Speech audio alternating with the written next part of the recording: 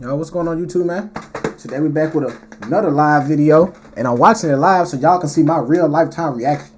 But other than that, welcome to the channel. So anyway, I'm not trying to be freaking corny or cringy. Don't even look at me like that, brother. Alright?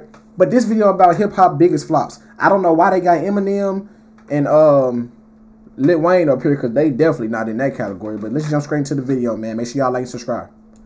Get to show us who they really are. Hold on. Albums are where rappers get to show us who they really are. But unfortunately for a lot of hip-hop stars, it's becoming increasingly common for them to discover that when they try to put out a full body of work, the fan base isn't listening. Whether they've lost their buzz, or hip-hop's ADD-afflicted audience have simply moved on to the next thing that's popping, it's become all too common for an artist who once seemed like they were about to make a big splash on the billboards, end up struggling on the charts, or not even making it there at all. To make matters worse, the extreme lengths that rappers go to in an attempt to prove that they haven't fallen off often end up digging themselves even deeper into the hole. It's your boy Luesta, and today we're diving into some of hip-hop's biggest flops, along with the downright cringeworthy responses from the rappers themselves. So let's start with a young man whose attempts to escape the genre's shadows majorly backfired on him. When Tommy Richmond first emerged with his viral TikTok hit $1 Million Baby, it kind of felt like it had come out of nowhere. But the truth was that he had been on his grind for years beforehand. Releasing singles as far back as 2019, the classically trained singer had tried his hand at everything. Although it was the woozy, dirty South sound of $1 Million Baby that stuck, and landed him a platinum-selling #1 record in several countries. He would have had the #1 spot in America as well if it wasn't for a little beef between Kendrick and Drake.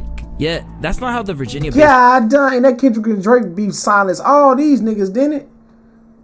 Man. Artists saw it going down. Instead, the young man who signed to Brent Faiyaz's label ISO Supremacy figured that he would blow up from the album that he was prepping at that time. It's really not how I imagined it. I really thought that like I was gonna put out this album and that's how I was gonna blow up off of, oh, have you heard this album by this guy? Like, yeah, body of work. Yeah, this body of work. And I mean, I used to like really not like posting on TikTok. I posted on TikTok throughout like 2021 for like off and on for 3 years. But I was just like, all right, let me just post like 4 times a day. Yeah. Post over and over again. And we made that song like a week before in one post. And the craziest thing is that like I work with like a good team. These people post like an independent label, and they do a lot of cool stuff. And bro, we post that, and it's like there's no marketing behind that. There's no money behind that at all. It's just like it's clicks. It's one big organic moment, and it literally caught fire. That sound like this video, don't it, chat? I know, man. I know. Appreciate you. They're making jokes on Twitter, and it's like the Twitter jokes went crazy, and yeah, it just took a life of its own, and shit changed our lives overnight, bro. The project in question, titled Coyote, is his second full-length album and arrived after he had already hit it big with $1 Million Baby, alongside its relatively successful follow-up, Devil Is a Lie. And in interviews, he had grand ambitions for the record and made it out like it was about to be a classic. December of last year. Wow. It's been working on this shit. Yeah. And like even before like the songs that went crazy, we've had this body of work that we really believe in, trying to like execute this concept we've had for so long. And I don't know, man, really trying to like build a world, because I feel like we've like a lot of people lost touch with just like building out characters, building out worlds. And You're right on time. You're right on time. However, it was unfortunately anything but that. Alongside getting pretty average to negative reviews, the project also went on to sell just 3,400 copies in its first week. Immediately, people were pretty baffled how it could have gone so wrong. But what probably didn't help is that in the lead up to the project's release, he took a leaf out of Post Malone's book and declared he wasn't a hip-hop artist. He looks like a motorcycle rider. I guarantee you, if he was a motorcycle person and posted a channel strictly on motorcycles, he would have blew up bigger than his album. Traditionally, this is a move which some white artists make, and it historically doesn't go over well, especially if you clearly garner success by piggybacking on hip-hop culture. Sure enough, this time was no exception. Now is not the right time for I'm not a hip-hop artist. I have no problem with I'm not just a hip-hop artist, or I'm much more than just a hip-hop artist. Or shut the fuck up and enjoy your wave. You don't have to address what you are to nobody. Yeah, why are you even tweeting? What are we talking about? Why are you even tweeting? All you gotta do, you got the easiest job in the world, Tommy Richmond. Shut the fuck up. So no matter how much he backpedaled, it still couldn't salvage the opinion of him for a lot of people. The reason being that it immediately portrays the artist's ungratefulness for the success they've got by taking from the genre without really putting much effort to give back. He didn't have to say anything, could have just locked and said nothing. It makes him sound ungrateful for the push he got off the backing of hip-hop. When people show you who they are, believe them. Although Coyote was undoubtedly a huge flop, you could argue that he deserves some kudos for not manufacturing numbers by adding $1 Million Baby and Devil Is a Lie onto the track listing just to boost streams. But even that has divided opinion. At least he didn't add his... But if y'all also think about it, don't none of his songs sound the same compared to $1 Million Baby and Devil Is a Lie. The rest of them don't sound the same. I listened to a majority of a lot of his songs ever since he dropped those 2 singles. And some people might just be good at dropping singles. You know what I'm saying? 2 hits on the album, so props to him. That's an L. His only decent songs aren't on the record, LOL. Failing to chart on Billboard's Hot 100, this would have fallen way below what he likely projected based on the attention he garnered. And if he's lucky, he'll get another chance to overcome it and find real success. But as Coi Leray's journey tells us, that doesn't always come easy, even with repeated attempts. Exploding onto the scene in 2019, Coi Leray had many identities within hip-hop in a short space of time. She tried every flow in the book. This girl has always looked like the professional porn star to me. I don't care what nobody say. Coi Leray looks like a professional porn star. I'm talking Tina Trump looking up. You hear me? To varying effect. But it was No More Parties alongside the remix with Durkio, which pushed her to fame after it popped off on TikTok. In this respect, TikTok, she was man. actually kind of a pioneer. We dropped No More Parties on an off day, Wednesday. And, you know, I took advantage of the TikTok and all of that. And at that moment, everybody tried to shit on me. It was like, oh, you're a TikTok artist and all this other stuff. And I was like, man, listen, little do y'all know, y'all all right? Listen, I'm a, all right. You knew something different. You was like, okay. I didn't give a fuck. Once I knew that the TikTok drove streams, I'm about my money and I'm about strategy. I don't have no time to have pride and ego on people that's gonna be like, oh, you're a TikTok artist and standing third. Cool, if you don't appreciate the music and you hating because you can't do it the way I did, then that's cool. But check the numbers out because TikTok is helping me go crazy, and as you can see now, everybody's on TikTok. But while she had eyes Exactly, on her, bro. she was fighting an uphill battle after becoming a meme following her dismal performance in the XXL Freshman Freestyle. You get money. I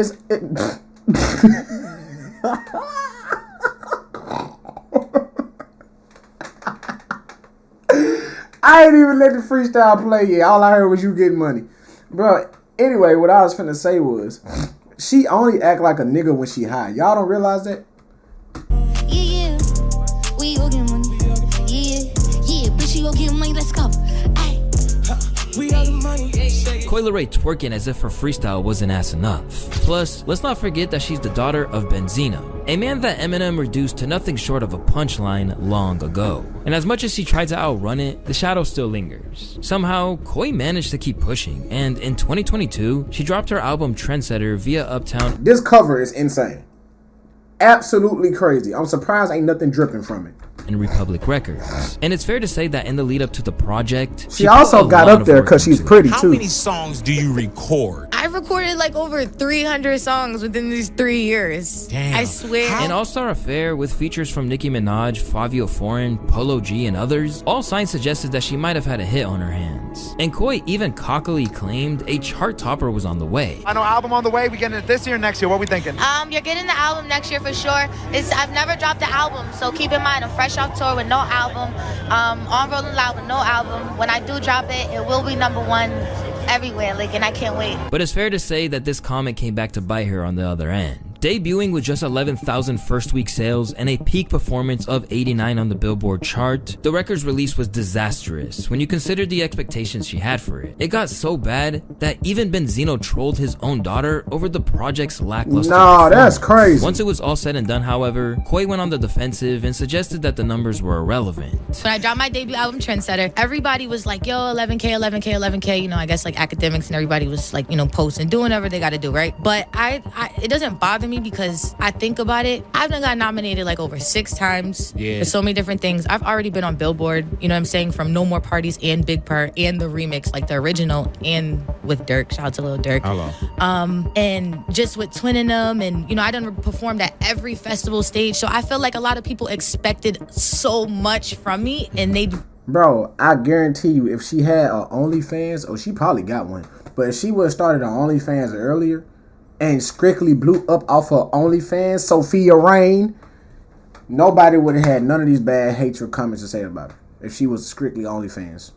Really didn't even look at all the things that I've accomplished without the album. You know what I'm saying? So I feel like, and even then, if you look at the numbers, like 11.5K is equal to over 300,000 streams within like 3 days I had. And Undeterred, Koi got right back into the studio, using as many nostalgic samples as she could. A track which borrowed the beat from Grandmaster Flash and the Furious Fives' The Message. The success of Players suggested that she might have had more luck this time around, as it provided her with her first real hit on the charts. And in the lead up to dropping her sophomore album, Koi, she claimed it was her most personal record. I don't know, I'm getting in depth. Like, I feel like I have to tap every subject. I go through so much, I always write through experience. So whether it's about relationships, love, you know, with Man's World, I get very vulnerable. I feel like, you know, it's not, I wouldn't say it's a letter to my dad, but it's more like an open journal. And just, you know, instead of social media and things like that, like I really, you know, it's about putting it in the music. So I did that with Man's World, and even with Bitch Girl, like I'm talking my shit. Once again, even with a big single and a supporting cast which included EDM Kingpin David Guetta, the project performed even worse than its predecessor. When Trendsetter didn't exactly reach the highest heights of the billboards, Koi only moved 10,000 in its first week,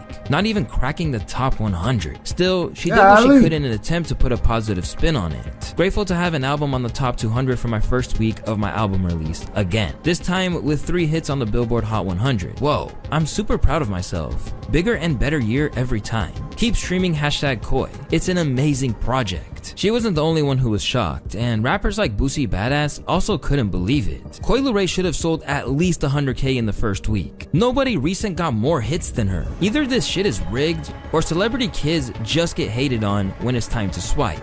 My family is going through the same shit. We ain't stopping though, believe that. At just 27 years of age, Koi still has plenty of time to try and get an elusive hit album. But what happens when you bet your career on big numbers and still fail? Well, look no further than the difficulty Toosii is facing at the moment. A multi-talented artist with the capacity to sing and rap with equal skill, this New York I do not like this nigga, bro.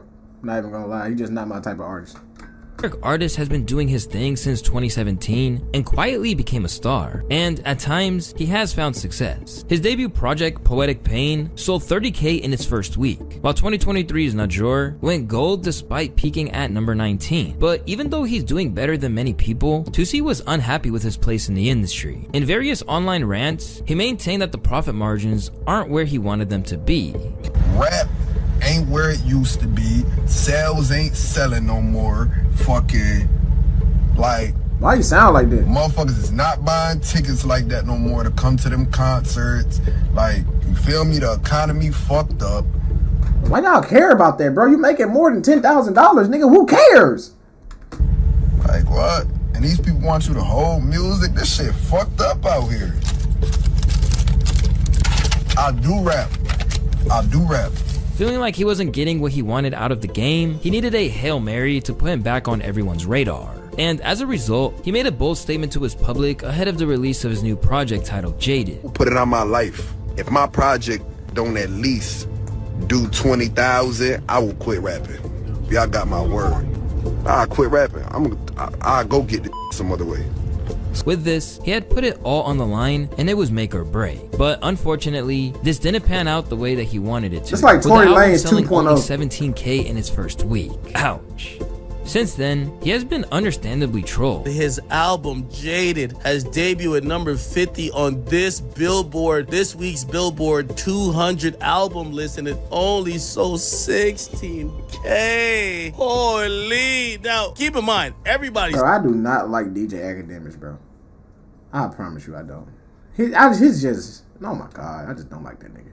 Selling around 20K. I wouldn't even make no mention of it. It wouldn't even be a big deal. But Toosii himself came online. Nobody told him to do this. Nobody asked him. Nobody challenged him. But he came out of his own ego, his own arrogance, and he volunteered this, chat. But rather than be a man of his word, Toosii has immediately tried to walk back his daring claim. Now, he says the intention was to get the record company to help him promote the project. I saw something that You had said that if you didn't sell a certain amount of records with this album, you were going to quit. Facts. You're not serious about that. No, I'm not. No. Okay, good. Because I'm like, dude, first of all. Nah, I just wanted to light a fire on my label ass. Yeah, go buy the fucking album. Yeah, for sure. For sure. I just wanted to light a fire on my label ass. But at the end of the day, he just made himself look pretty untrustworthy considering how badly his publicity stunt had backfired. Basically, he played himself. Because if he hadn't made a big deal out of aiming for 20,000 plus, then 17K would have been a respectful outing. Particularly when you consider what other artists who popped off in the SoundCloud era have experienced. Just look at the horrifying downfall of Smokepurpp and the flops it's led to. This gotta be his most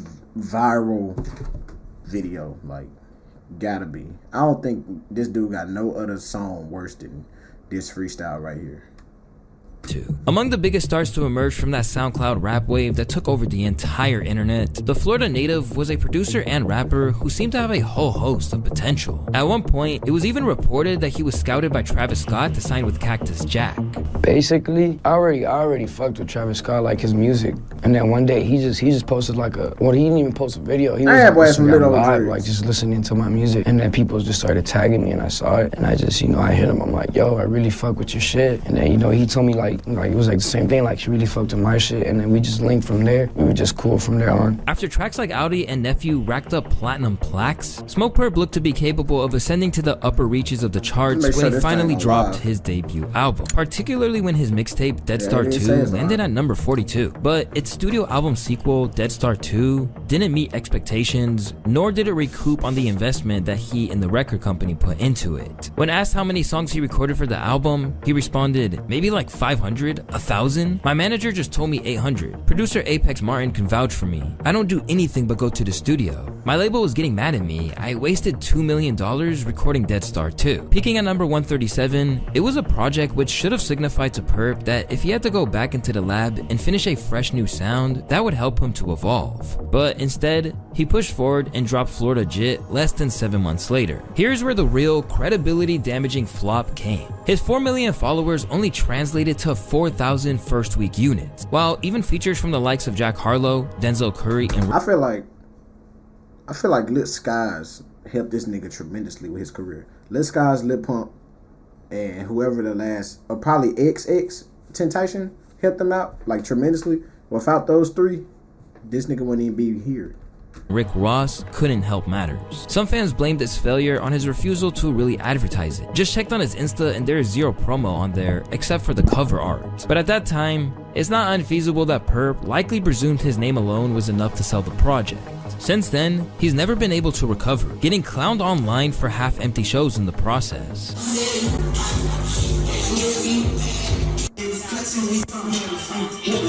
In essence, this meant that he fulfilled the 1985 prophecy that was laid out by J. Cole, which said what was coming for the brash young SoundCloud kids. That ain't true. One day them kids that's listening gonna grow up and get too old for that shit that made you blow up. Now your show's looking. What is J. Cole wearing? This nigga got too much money for this, bro. I got them clothes in my closet right now. Like, cause they don't show up, which unfortunately means the money's slow up. But he's not the only one. In fact, the man who once dropped a track declaring fuck J. Cole and led to 1985's creation entirely has had a similarly painful fate. A longtime friend of Smokepurpp, Lil Pump became the brash poster child of his era for a little while. With tracks like D-Rose and Gucci Gang, as well as collaborating with Kanye West on I Love It, Pump seemed to have the world rocking with his drip-heavy, drug-infused approach to rap. His self-titled debut album sold 45K in its first week, while its follow-up, Harvard Dropout, sold 48,000 units too, and suggested he was heading towards those high sales figures that rappers envy. But things swerved way off course. Over time, his formula started grating on people, and a rebrand as a Trump supporter probably didn't help. MAGA 2020. Don't forget that. Don't forget that. And do not vote for Sleepy Joe at all.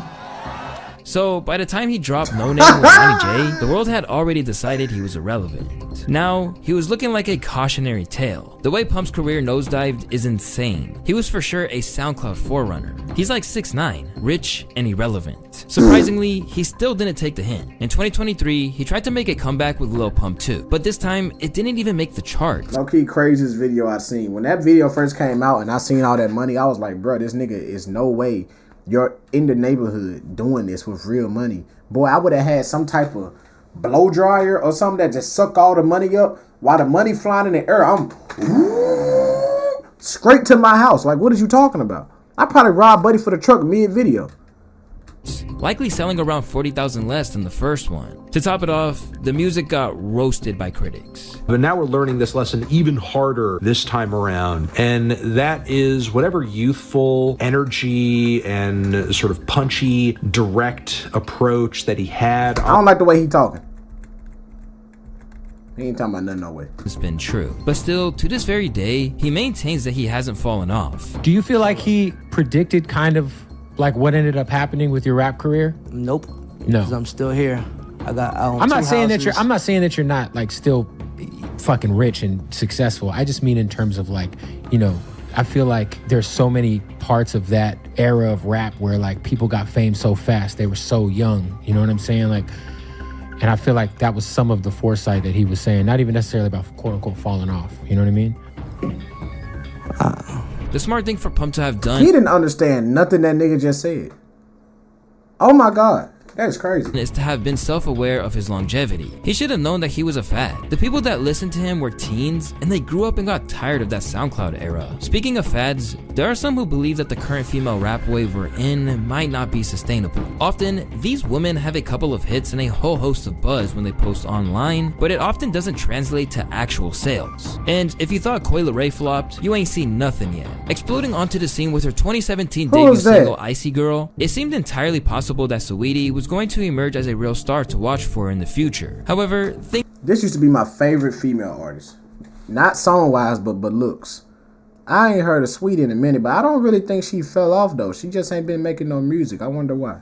Things haven't exactly panned out that way. While Ever she has since had Quavo. fleeting moments of relevance, such as tracks like My Type, Tap In, and Best Friend with Doja Cat, those have been increasingly scarce since that first buzz. In fact, the last time that she broached the Billboard chart was when she landed on there alongside her with the track Closer. The song was originally slated for her debut album, but to date, it still hasn't emerged. And it's very possible that the failure of her next EP, November's The Single Life, might have had something to do with it. Despite her huge online following, the project only landed 2K first week sales. In response, producers like Sunny Digital couldn't believe what they had seen. 13 million followers, hundreds of thousands of likes on all pictures, and the album sold less than 2,000 copies. Ain't That's no way. crazy. The math ain't adding up. If I had millions of followers and my album sold 2K, I probably would just delete all my social media because y'all are lying to me. He continued. Before I came up to give my opinion, I did listen to the album. I actually listened to everything that dropped that day, just out of curiosity to see what the competition was on. The whole thing had producer Hitmaker at a loss too, who believes that someone at Warner must have dropped the ball. Saweetie selling 2K is bad A&R vibes. Someone's supposed to tell you this ain't it. I also have gotta hear issues this with album. her having multiple platinum singles and not sticking with the same formula that got her there. Someone gotta get fired. As we know, the internet can be merciless when someone has a very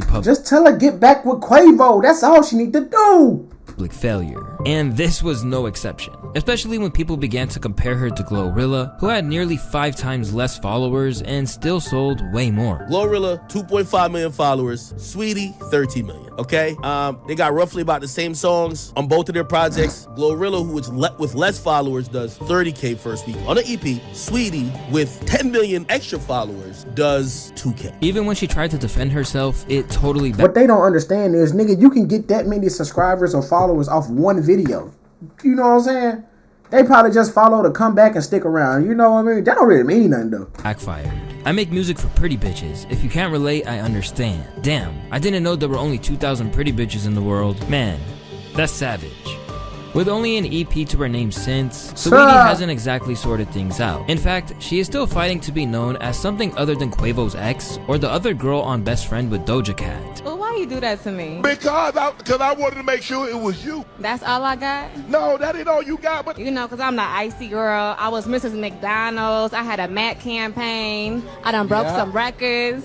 Only time will tell if her long-awaited debut album, Pretty Bitch Music, can fare any better, but we wouldn't count on it. For Saweetie, it seems like she's just never been able to get out the starting gate, and is Yeah, but it's gonna be way harder now because Sexy Red out. Sexy Red is basically her, but just worse and better.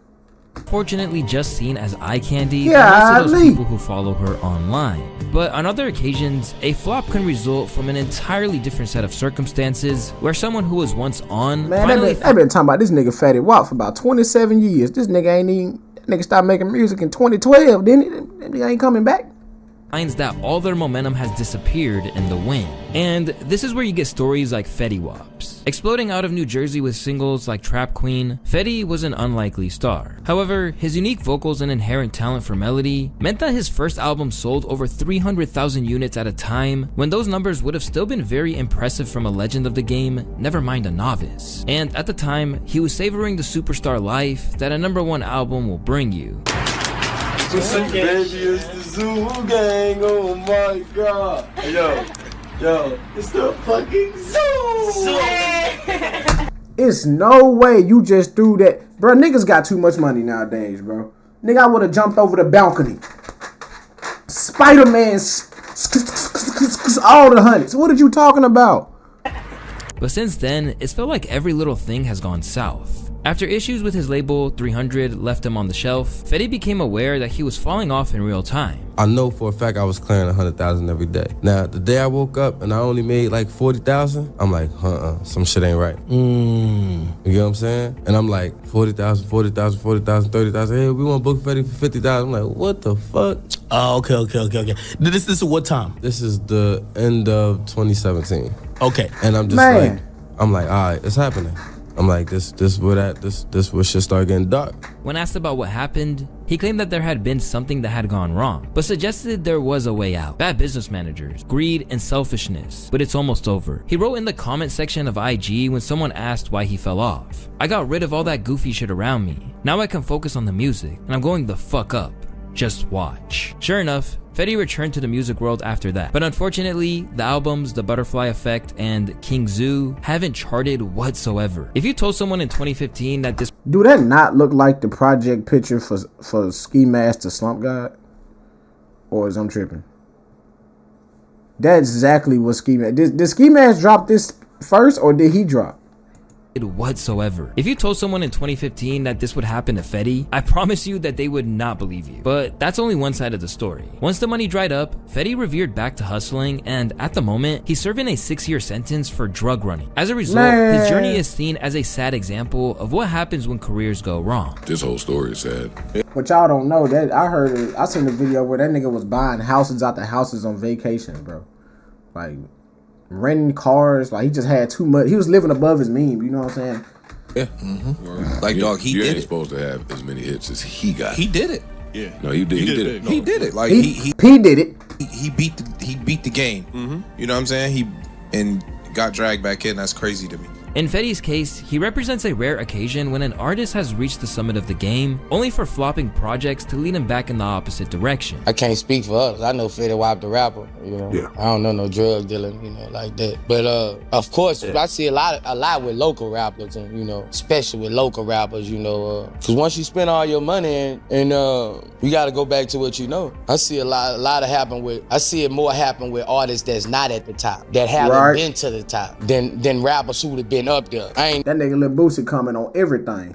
I ain't never really seen it with rappers who already up there, then go back all the way to the streets, you know, like heavy in the game. On the subject of the top of the game, we have none other than Jack Harlow. Now, you might be thinking he's a funny addition to this list. After all, he's a superstar, right? Well, in truth, young Harleezy might be famous, but he's never really delivered on the charts the way his label nor he likely ever expected. After putting years in on the grind as a teenager, Jack Harlow found his success when he linked up with DJ Drama and Don Cannon's Generation Now label. After hits like What's Poppin' and Tyler Hero, he was looked at as hip-hop's next great commercial star, particularly with movie roles lining up and an adoring female audience who decided he was a Riz master. I'll see you in there. Can't wait. Love you. Bye. Love ya.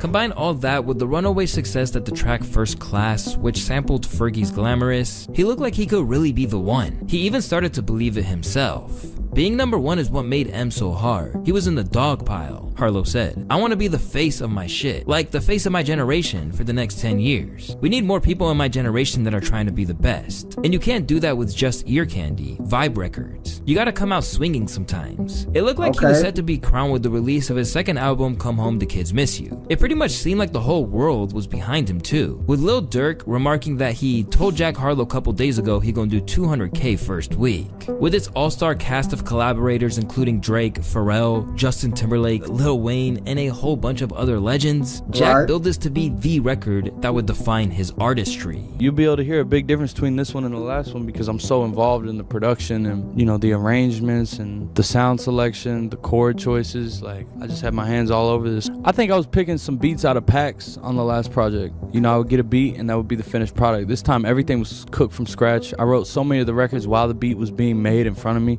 It was just everything kind of came from this ground up situation. But when it dropped, it seriously failed to ignite imaginations the way he imagined. Originally expected to sell around 180 to 200K, it ended up selling around 110, comfortably handing the #1 spot to Bad Bunny's Un Verano Sin Ti. Meanwhile, the reviews were brutal, with the album being savage for its lack of originality and surprising depth of personality. Although he sold 110K, it still felt like an L in relative terms, and it's one that he's been trying to regroup from ever since. Not given the green light to go and be the megastar in the way that he hoped, Jack then tried to tap back into his roots with the 2023 follow-up of Jackman. This time, there were no big names or blockbuster singles, just bars. And I personally feel like these rappers fall off because they make a lot of good songs, a couple good albums, and they stop rapping for a certain amount of time, then they try to come back. I don't think it works like that. That's like posting on YouTube. You gotta stay consistent. You see what I'm saying?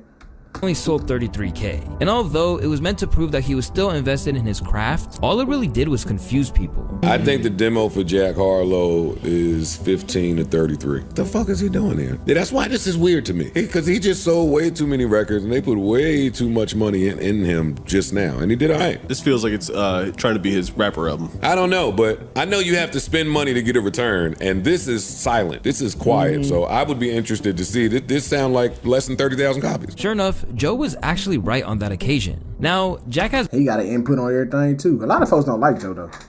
Bounced back. This song right here is a song I thought Jack was up there with Drake. I thought he was up there. Upon his latest single, Lovin' On Me. And for almost a year, he remained silent. Another rapper who remains silent for the most part is Polo G, who just so happens to be the next entry on our list. Bigs up to be one of the biggest artists out of Chicago for the newer generation, Polo G has made countless smash hits over the years, including songs like Rap Star, Go Stupid, and Finer Things. And while his rise in the game has come with his fair share of controversies, his albums always sold Polo G didn't fall off. He didn't fall off. He fell off a little bit. Not too much though. Surprisingly well. From debuting with 38,000 first week sales for Die a Legend to 99,000 for The GOAT, and then peaking at a massive 143,000 units for Hall of Fame, it seemed like his sales were only destined to keep climbing higher and higher. However, after an extensive 3-year hiatus, his latest album, The Hood Poet, was his worst selling project to date. Despite being packed with A-list features such as Kid Laroi, Lil Durk, Glorilla, and Future, and even the use of the good old I might retire after this one marketing gimmick, his album came and went, and only sold 24,000 units in his first week. It's pretty clear that a few outside factors may have pulled his focus. For one, his brother Trench Baby is currently facing serious legal troubles, including being charged with murder. On top of that, Polo G himself was involved in legal troubles that prevented him from dropping. Like, cause what happened recently with the Hood Poet was supposed to release and it didn't release? Yeah. That was cause you went through some shit, right? Yeah, I end up going through some like a little situation, you know, and that just caused me to push my album back. I actually too, like, I just wasn't feeling like the time was right no more. Like, with everything that I had going on, I wanted it to be like a smooth rollout, like something that I was used to. He was also recently arrested in LA for weapon possession, which further added even more distractions to the mix. Plus, the music itself was pretty ordinary and didn't offer anything new or exciting. It was more of the same, and that likely left fans disinterested, tired of hearing the same old sound without any fresh twists. But I feel like we've already experienced this Polo before. We've already experienced this style. We kind of already got... This is the reason XXXTentacion was going to be the biggest artist if he didn't die, because he didn't do what these niggas are doing now, which is stay the same.